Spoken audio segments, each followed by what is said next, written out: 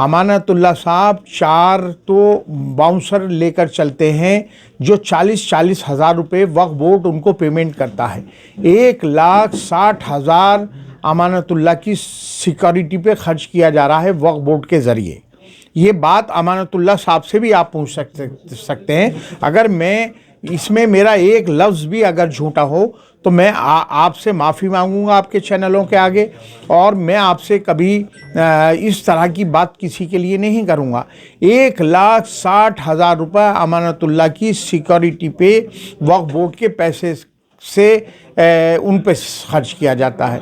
उसके अलावा तमाम अपने करीब दोस्त अहबाबों के बच्चों की फ़ीसें वहाँ से जमा की जाती हैं। पिछले साल रमज़ान में तमाम बिल्डरों को वक्फ बोर्ड के ज़रिए एक तोहफे दिए गए। एक बहुत बड़ा एक बॉक्स में हर बिल्डर को तकरीबन 200 वक्फ बोर्ड के पैसे से ईद से पहले तमाम इस हलके के बिल्डरों को तोहफे पहुंचाए गए। तो वो पैसा कहाँ से आ रहा है, मैं ये पूछना चाहता हूँ। वक्फ बोर्ड के पैसे से तमाम फॉगिंग मशीनें खरीद ली गई। ये ऑन रिकॉर्ड है, ये मैं नहीं कह रहा। ये वक्फ बोर्ड के, अगर आप सीईओ से भी बात करेंगे वो भी यही बात करेगा। वो फॉगिंग मशीनें कहाँ गई?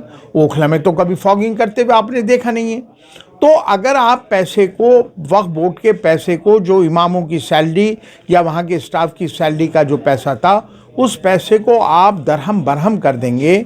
सारा उस पैसे को जो बहुत गरीब तबके को सहूलत फराहम करने के लिए वक्फ बोर्ड का पैसा है, चाहे विडोज़ हों, चाहे डिसेबल्ड बच्चे हों, चाहे डिसेबल्ड बुज़ुर्ग हों, उन पे वो बच्चे पैसा खर्च करने की बजाय वो ऐशो इशरत पे जब पैसा खर्च हो जाएगा। नई गाड़ी ख़रीदी गई है वक्फ बोर्ड के पैसे से। आप देखिए, नए ऑफिसेज़ बनाए गए हैं वक्फ बोर्ड के पैसे से।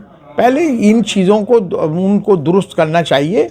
पैसे की वक्फ बोर्ड में कोई कमी नहीं है, लेकिन पैसे का सही इस्तेमाल होना बहुत ज़्यादा ज़रूरी है। शुक्रिया। देखिए, मैं, अगर आप इसमें बहुत तफसील से मुझसे ये बातें बड़ी तफसील से करने वाली हैं। ये जब मैं एमएलए था तो शीला जी ने मुझे 450 करोड़ रुपए की एक स्कीम दी थी, जिसमें यहाँ सीवेज का पानी, सीवेज सिस्टम को दुरुस्त करना और पीने का पानी मुहैया कराने का जल बोर्ड का मुझे मेंबर भी बनाया था।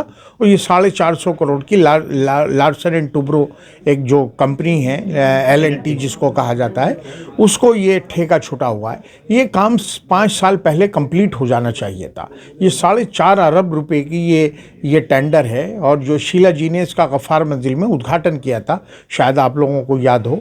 लेकिन बड़े अफसोस के साथ कहना पड़ता है कि वो स्कीम सब हौश पौश हो गई है, और सारा निज़ाम ओखला का जाकिर नगर से शाहीन बाग तक उस स्कीम की वजह से दरहम बरहम है। पीने के पानी की लाइनें बिला वजह बिछाई जा रही हैं, क्योंकि जब तक अंडरग्राउंड रिजर्वायर नहीं बनेंगे, पानी की जहाँ से पानी उन लाइनों में पहुंचना है, जब वही सिस्टम को आप नहीं बना पा रहे हैं, तो पानी की लाइनें बिछा कर, ये देखिए बटलाव जाकिर नगर जोगाबाई में 7 साल पहले लाइनें बिछा दी गई। ओखला विहार में 5 साल लाइनें बिछी हुई हो गई, लेकिन एक बूंद पानी भी नहीं है। इसी तरह से अबुल फजल शाहीन बाग में ये पानी की लाइनें बिछा रहे हैं, लेकिन पानी आएगा कहाँ से? कहाँ अंडरग्राउंड रिजर्वायर बनेंगे? कहाँ से मेन सप्लाई आएगी? कोई भी प्लान नहीं है। ये सब पैसे को एक तरह से मैं तो यही मानता हूँ कि जो हमारा पैसा लाया हुआ था, जो शीला जी ने इस हल्के को दिया था, वो सब पैसा दरहम बरहम कर दिया गया।